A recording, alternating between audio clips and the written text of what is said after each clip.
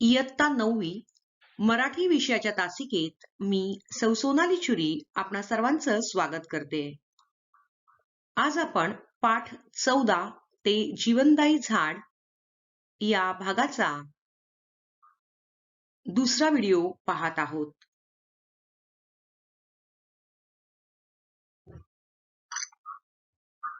मुलांनो, मागच्या पाठामध्ये आपण ते जीवनदायी झाड या भागाचा अर्धा भाग पाहिलेला आहे.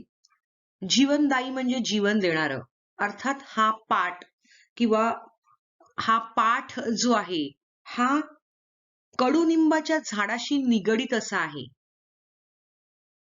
कडुनिंबाचं झाड हे भारतीय उपखंडातलं पाकिस्तान, भारत, नेपाळ आणि बांगलादेश या देशांमध्ये मुख्यत्वे आढळून येणारा हा वृक्ष आहे. या वृक्षाचं वैशिष्ट्य असं आहे की त्याच्या परिसरामधली जी हवा आहे ही शुद्ध आणि आरोग्यपूर्ण राखण्याचं काम हे झाड करत असतं. त्यानंतर या कडुनिंबाच्या झाडाचा प्रत्येक भाग कोणत्या ना कोणत्या तरी आजारावर गुणकारी आहे, असं हे सर्वांसाठी जीवन देणारं जीवनदायी झाड आहे, असं लेखकाने इथे सांगितलेलं आहे. त्यानंतर लेखक आपल्याला म्हणतायत की त्यांच्या घराच्या मागे एक लिंबाचं गच्च ओथंबलेलं हिरवंगार असं झाड होतं. भर उन्हाळ्यामध्ये जेव्हा आकाश तापलेलं असतं तेव्हा हे झाड हिरवाई जपत असतं. जमीन करपलेली असते, आजूबाजूची झाडं सुकलेली असतात, काळपट रंगाची झालेली असतात, पाण्याची ओल असणारी पाणथळ जमीनही आसपास नसते. मग अशा पार्श्वभूमीवर हे लिंबाचं झाड मात्र तगून राहिलेलं होतं. त्याच्या काळ्याभोर सावलीमुळे त्या झाडाच्या खालती गोगलगाई येत पारव्याची जोडी घरटं बांधत होती. नंतर ते झाड जेव्हा फुलानं लगडलेलं होतं किंवा भरलेलं होतं त्यावेळेला अनेक जण त्याची फळं घेऊन जात असत, पण ते कोणालाही फळं त्याची कमी पडली नाहीत. त्या काळ्याभोर झाडाच्या सावलीमध्ये सजीव प्राण्यांची वस्ती होती, ज्यामध्ये कुत्री विसाव्यासाठी येत असत, मुंग्यांची वस्ती होती, झाडावर खारुताई खेळायच्या, पोपट, बुलबुल, चिमण्या आणि इतर पक्ष्यांची गजबजाट असलेलं हे झाड होतं. जेव्हा झाडांच्या फुलांचा बहर आला त्यावेळेला तिथं फुलपाखरं, त्या व्यतिरिक्त अनेक रंगीत उडते कीटक, काही फुलचुखे, भुंगे हे सुद्धा त्या फुलाभोवती रुंजी घालत होते. त्यानंतर मधमाशांनी एक पोळं सुद्धा झाडावर केलं होतं. तर अशा प्रकारे पशु पक्षी आणि माणसं देखील या लिंबाच्या झाडाकडे आकर्षित झालेले होते आणि जणू काही हे झाड सर्व सजीवांसाठी जीवनदायी केंद्र बनलं होतं, असं लेखकाने या पाठामध्ये आपल्याला सांगितलेलं आहे. आपण मागच्या पाठापर्यंत हे अभ्यासलेलं आहे. आता त्याचा पुढचा भाग आपण बघूयात.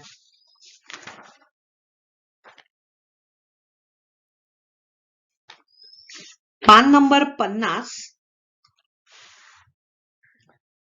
शेवटून तिसरा परिच्छेद आपला चाललेला आहे. इतकं महत्व त्या झाडाला आलेलं पाहून मी चकित होऊन गेलो होतो. ज्या घराची हकीकत मी सांगत आहे ती एक जोड इमारत होती, ट्विन ब्लॉक. म्हणजे आता लेखक ज्याबद्दल आपल्याला सांगतायत, हकीकत म्हणजे बातमी, लिहून घ्या. हकीकत म्हणजे बातमी किंवा वृत्तांत.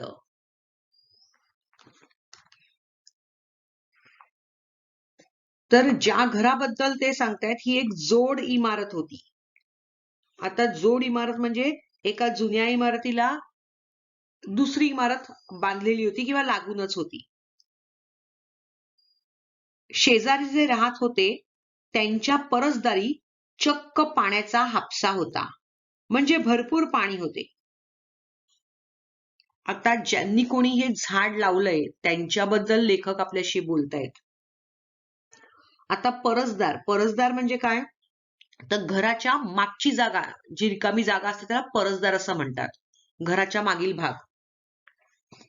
तर तिथे पाण्याचा हापसा होता. हापसा म्हणजे काय, तर हँडपंप. हापसा म्हणजे हँडपंप, जो पाणी काढण्यासाठी आपण वापरत असू. पूर्वीच्या जुन्या घरांच्या इकडे असं असे.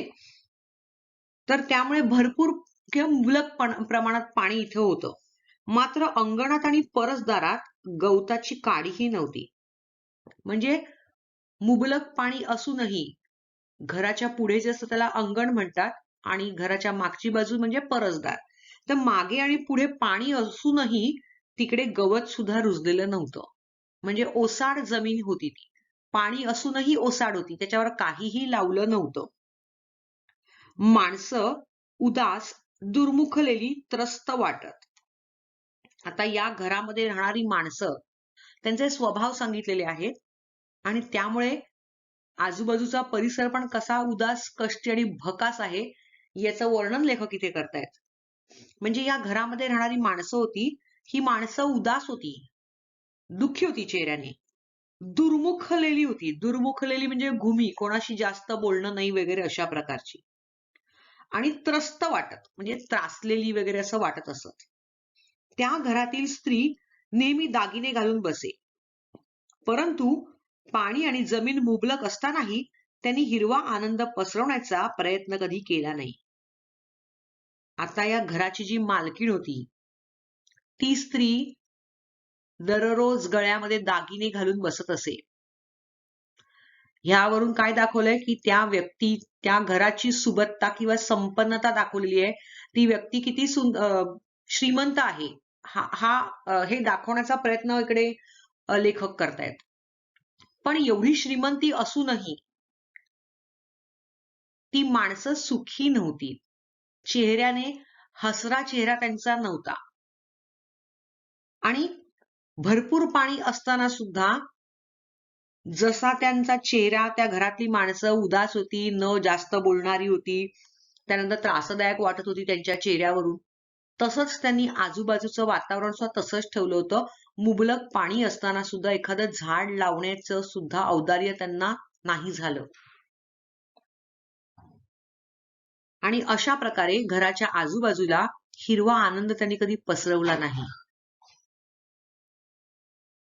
मला वाटतं झाडं लावणं, ते जगवणं, त्याद्वारे दूरवर आनंदाचे आणि आश्वासनाचे संगीतमय संदेश पसरवणं आणि सर्व सजीवांचे आशीर्वाद घेणं ही एक प्रवृत्तीच असावी लागते.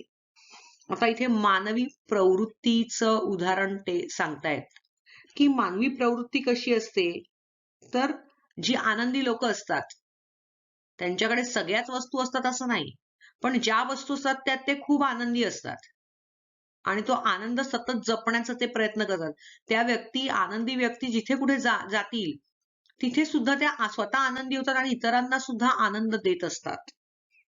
बघा, काही घरं, आपण जुनी घरं, गावाकडे गेल्यानंतर जुनी घरं वगैरे असतात, पण इतकी साफसफाई आणि आजूबाजूला इतकी छान झाडं लावलेली असतात, की केवळ त्या झाडांच्या असण्यामुळे, त्या हिरव्यागार निसर्गामुळे, त्या हिरव्यागार लावलेल्या झाडांना बघितल्यामुळे आपल्याला इतकं छान वाटतं. भले त्याला फुलं असोत की नसोत हा वेगळा भाग आहे, की फळांची आहेत हाही भाग वेगळा, पण तो ती हिरवेगार नटलेलं ते निसर्ग आपण जेव्हा बघतो त्यावेळेला आपलं मन एक उत्साह मनामध्ये निर्माण होतो, छान वाटतं, प्रसन्न वाटतं.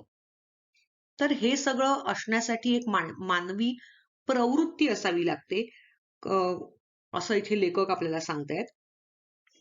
जो माणूस एखादं झाड जगवतो तो निसर्गात एक हिरवा चमत्कार उजवत असतो. आता लेखक आपल्याला इथे सांगतायत, की जी व्यक्ती एखादं झाड लावते, आता आपण सुद्धा आपल्या कुंडीमध्ये, बाल्कनी असेल, छोटी जागा असेल, तिथे आपण कुंडीमध्ये झाड लावतो. ते झाड लावल्यानंतर आपण त्याची दररोज निगा राखतो. निगा राखतो, म्हणजे त्याला पाणी घालतो, छान पानं आलेत की नाही, कळी कधी येणार, ह्याचं सगळं आपण निरीक्षण करत असतो. आणि तो एक आनंद स्वतःला होत असतो. आणि त्या आपण लावलेल्या झाडाला जेव्हा फूल येतं किंवा फळ येतं, तर तो आनंद इतका मोठा असतो की आपण तो शब्दात वर्णन करता येत नाही. आपण ज्याला त्याला सांगतो, अरे माझ्या झाडाला ना फूल आलंय, अरे माझ्या झाडाला फळ आलंय करून. बरोबर? हा आनंद गगनात न मावणारा असा असतो. शब्दामध्ये ज्याला बांधता येत नाही तो. तर लेखक म्हणतो की जो एखादा माणूस झाड जगवत असतो, लावत असतो, तो व्यक्ती जी आहे, हा निसर्गाला हातभार लावत असते. एक हिरवट चमत्कार ती व्यक्ती रुजवत असते. हे लिंबाचं झाडच बघा ना. ज्या कुण्या बाईनं हे झाड लावलं, ती बाई इथून निघून गेली होती. परंतु जाताना एक अद्भुत नाट्य ती आपल्या मागे ठेवून गेली होती. आता अद्भुत नाट्य म्हणजे चमत्कार. लिहून घ्या. अद्भुत नाट्य म्हणजे चमत्कार. म्हणजे या घरी एक भाडेकरू स्त्री आली होती. ती दाक्षिणात्य होती, म्हणजे दक्षिण भारतातली होती, दक्षिण राज्यातली होती. तर त्या बाईने हे झाड लिंबाचं लावलेलं होतं. ती बाई इकडनं निघून गेली. तिनं जाताना ते लिंबाचं झाडही नेलं नाही, की त्याची फुलंही तोडली नाही, की त्याची फळंही तोडली नाही. म्हणजे निरपेक्ष मनानं, निरपेक्ष म्हणजे कुठलीही अपेक्षा न ठेवता त्या बाईने ते झाड लावलं होतं. ती निघून गेली, पण तिने लावलेलं झाड तिची आठवण म्हणून कायम त्या ठिकाणी होतं. आणि म्हणून लेखक म्हणतायत त्या झाडाबद्दल की ते एक अद्भुत नाट्य म्हणजे चमत्कार ती आपल्या मागे ठेवून गेलेली आहे. दरवर्षी दर ऋतूत त्या झाडाच्या अनुषंगानं एक उत्सव साजरा होत असणारं, फुलं येत असणारं, घमघमाट दरवळत असणारं, आणि मग एक अख्खा फलोत्सव, फळाचं लगडणं, हे सगळं घडत असणार. मी तर केवळ एका ऋतूला संजीवनी जागत्या नांदत्या अस्तित्वाचा साक्षीदार होतो. पण शेजारची ती माणसं. आता मी ते थांबते आणि थोडंसं आपण एक्सप्लेनेशन बघूया. अनुषंगानं म्हणजेच काय, की त्या योगे. अनुषंगानं या शब्दाचा अर्थ आहे च्या योगे किंवा ज्यामुळे. आता लेखक इथे म्हणतायत की ती स्त्री इकडून निघून गेली, पण ते झाड ती तिथेच ठेवून गेली. तिने ते झाडाला हातही लावला नाही. ते झाड तसंच्या तसं तिथे आहे.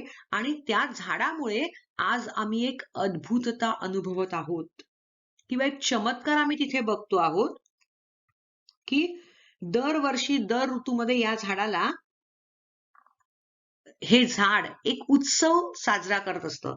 आता हा उत्सव म्हणजे कसला उत्सव, तर झाडाला जशी विशिष्ट झाडं असतात फळांची, जसं तुम्ही आंब्याचं झाड बघा, काही आंब्याची झाडं बारमाही असतात. बारमाही म्हणजे 12ही महिने त्या आंब्याच्या झाडाला फळं येत असतात.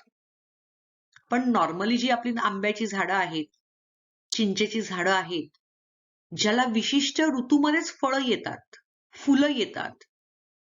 मग हे विशिष्ट ऋतूमध्ये येणं, वर्षातनं एकदा, मग ते झाड काय करतं, तर त्या झाड एक उत्सव साजरा करतं. आता हे उत्सवामध्ये काय असतं, उत्सव म्हणजे आनंदाचं प्रतीक आहे.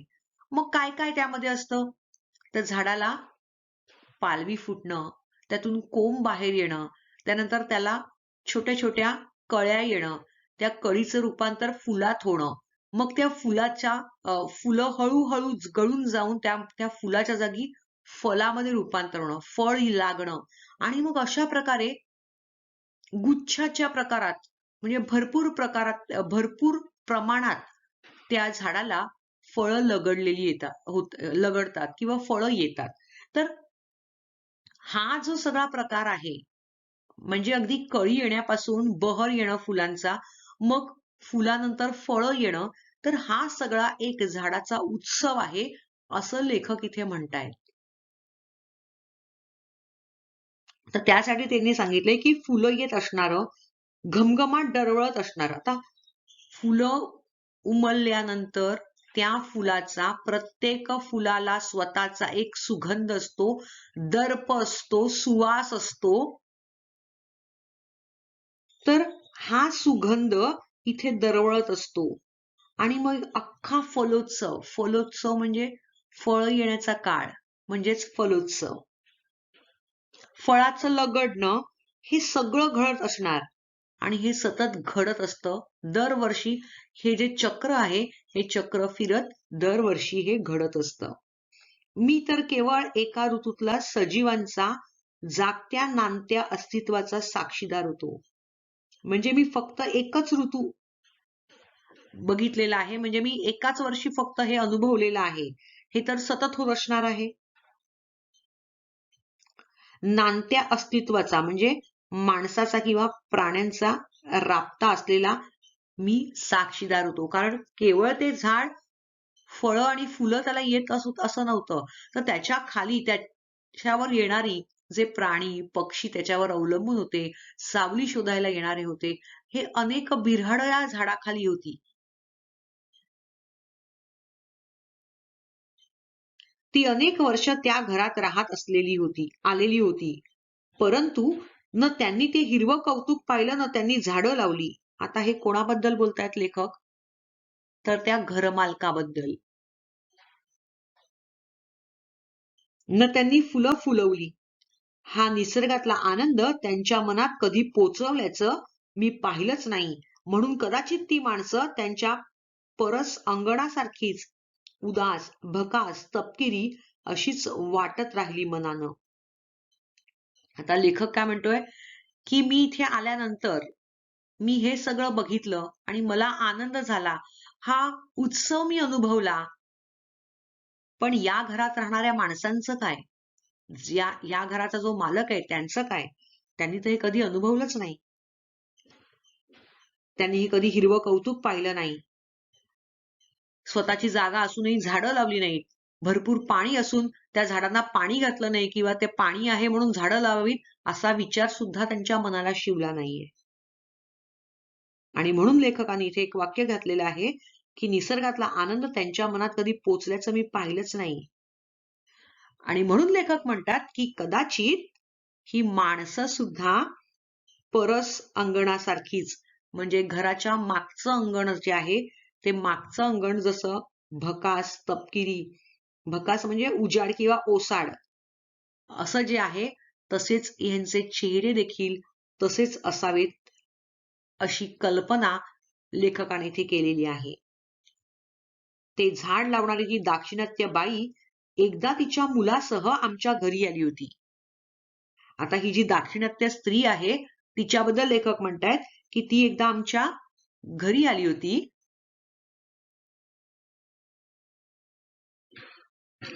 तिनं आल्याबरोबर प्रथम जाऊन ते झाड पाहिलं. तिचा तो हळवेपणा मला सृजनाशी संबंधित वाटला. सृजन म्हणजे निर्मिती. म्हणजे ज्या दाक्षिणात्य बाईने हे झाड लावलं होतं, ती निघून गेल्यानंतर ते झाड तिची आठवण म्हणून तिथेच होतं.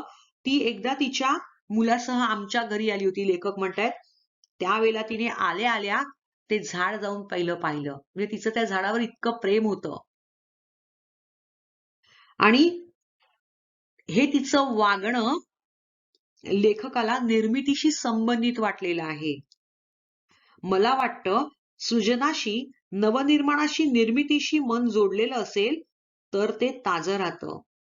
झाडांना फुलवणं, रुजवणं, त्यांचा हिरवा संदेश दूरवर पोचवणं, यातून मन सृजनात्मक आणि आनंदी, निर्मितीक्षम होत असावं.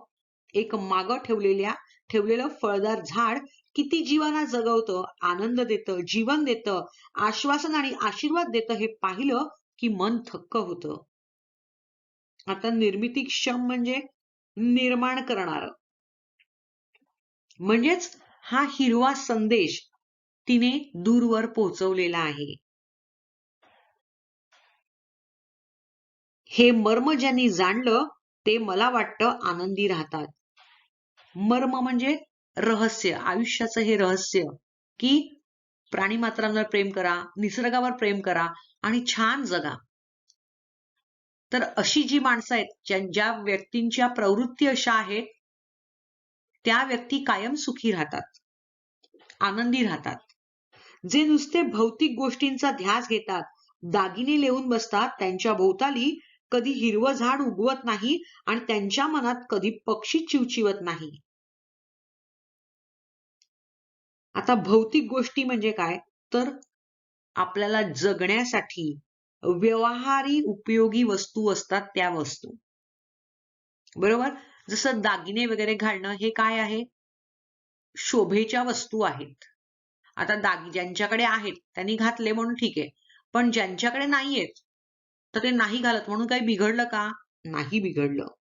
मग ह्या गोष्टी कशा आहेत, भौतिक आहेत, हे दाखवण्याच्या गोष्टी आहेत, त्याच्या असण्या आणि नसण्याने काही फरक पडत नाही. तर या अशा भौतिक व्यवहारी उपयोगी वस्तूचा ध्यास घेतलेल्या ज्या व्यक्ती आहेत, ह्यांच्या भोवती कधी हिरवं झाड उगवत नाही. आणि हिरवं झाड असलं तर त्याच्या भोवती भरपूर सारे पक्षी असतात, प्राणी येतात.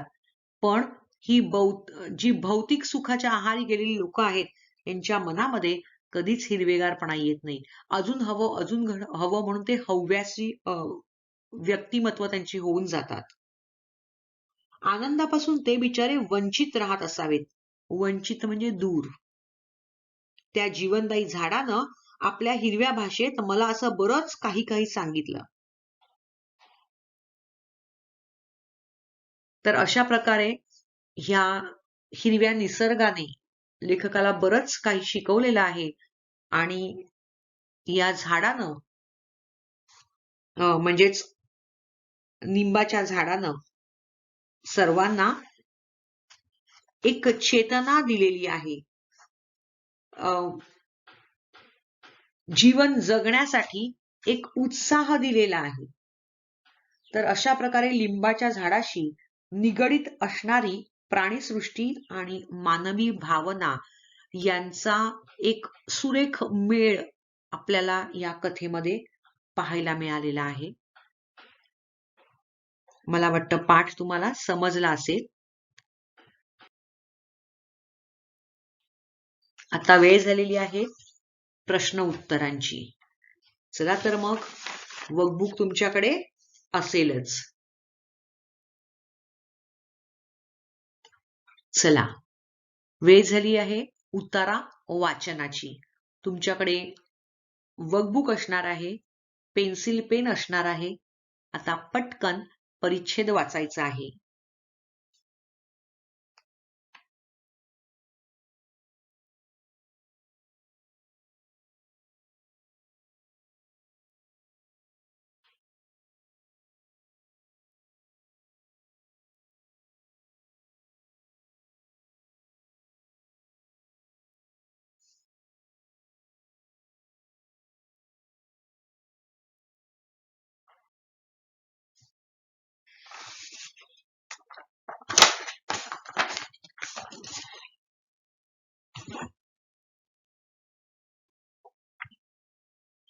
मला वाटतं वाचून झालं असेल. आता आपण प्रश्नाकडे वळूया. प्रश्न 1. पुढील उतार्याच्या आधारे दिलेल्या सूचनेनुसार कृती करा. त्यातलं कृती पहिलं आहे आकलन कृती. त्यातला पहिला प्रश्न आहे आकृतिबंध पूर्ण करा.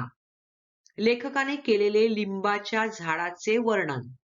बघा बरं काय केलंय ते, पटकन नजर फिरवा परिच्छेदामध्ये.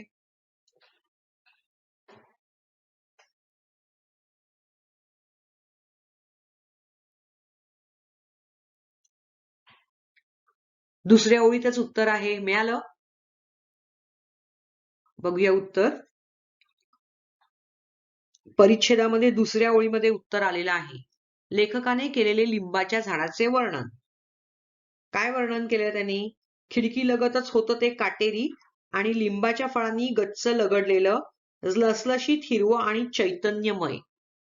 बरोबर. मग उत्तर आहे काटेरी आणि चैतन्यमय.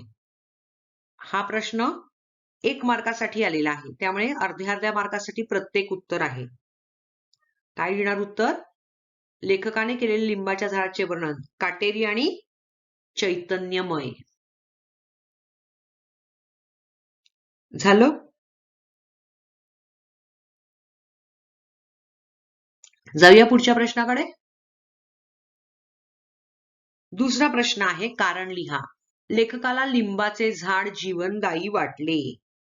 कारण? बघा बरं उत्तर.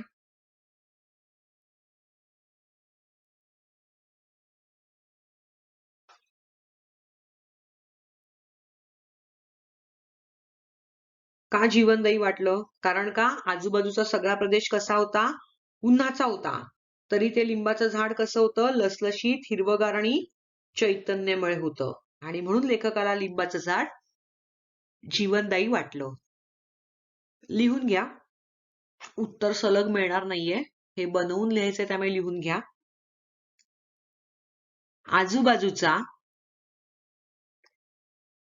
आजूबाजूचा सगळा प्रदेश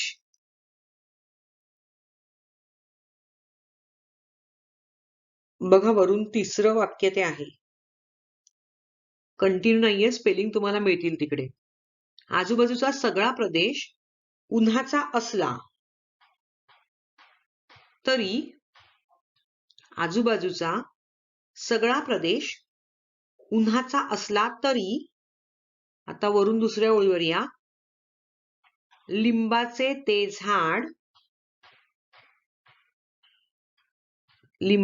ते झाड लसलशीत, हिरवेगार,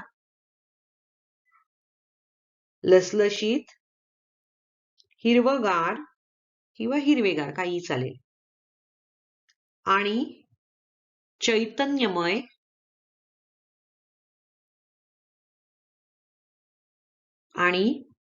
चैतन्यमय होते.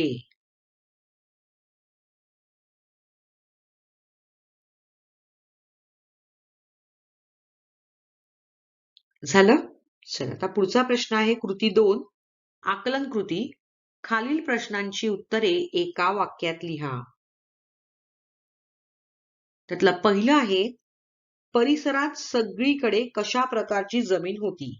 बघा बरं कशा प्रकारची जमीन होती? पॅरेग्राफ मध्ये शेवटून दुसरी ओळ मिळाली.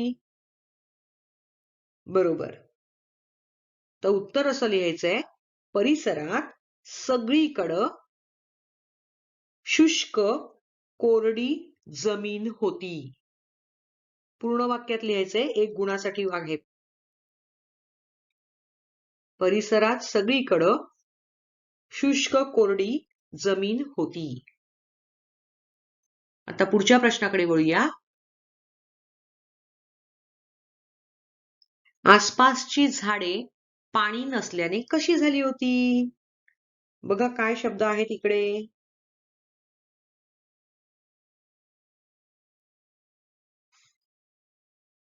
शेवटून तिसरी ओळ बघा.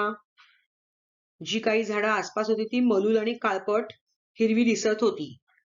बरोबर आहे? हा. मग उत्तर काय लिहायचं? आसपासची झाडे पाणी नसल्याने मलूल झाली होती. आसपासची झाडे पाणी नसल्याने मलूल झाली होती. एका मार्कासाठी एवढंच उत्तर बरोबर आहे. आता त्यातला दुसरा प्रश्न आहे, उत्तर लिहा. आसमंत तापून जाण्याचे कारण. म्हणजे आसमंत तापून का जायचं? काय होतं कारण? बघा काही मिळतं का? वरून तिसरी ओळ बघा. मिळाली? त्या भागात एकूणच उन्हाळा जास्त, आसमंत तापून जाईल. मग आसमंत तापून जाण्याचं कारण काय? तर त्या भागात उन्हाळा जास्त होता. आता उत्तर कसं लिहाल? कारण त्या भागात उन्हाळा जास्त होता, हे त्याचं उत्तर आहे.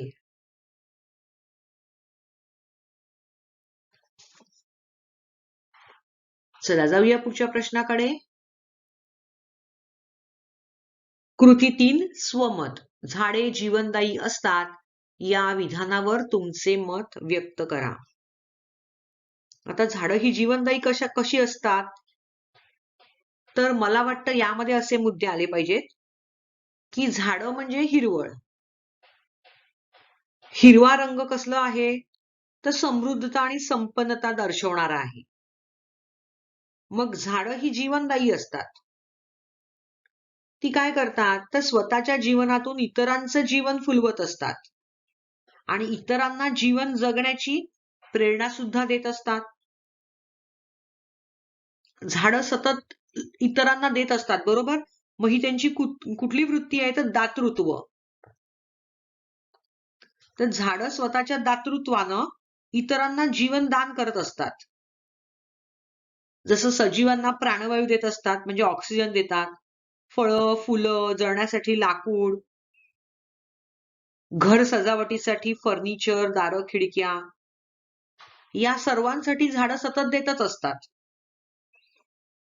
माणसाच्या मनात उत्साह, प्रसन्नता, जीवन जगण्याची एक उमेद हे निर्माण करत असतात. झाडांकडे पाहिलं असता आपलं मन टवटवीत होतं, आपल्याला प्रसन्न वाटतं. मग अशा प्रकारे झाड जीवनदायी असतात असं मला वाटतं. ठीक आहे. आता पुढची उत्तरं नवीन भागात करूया आपण.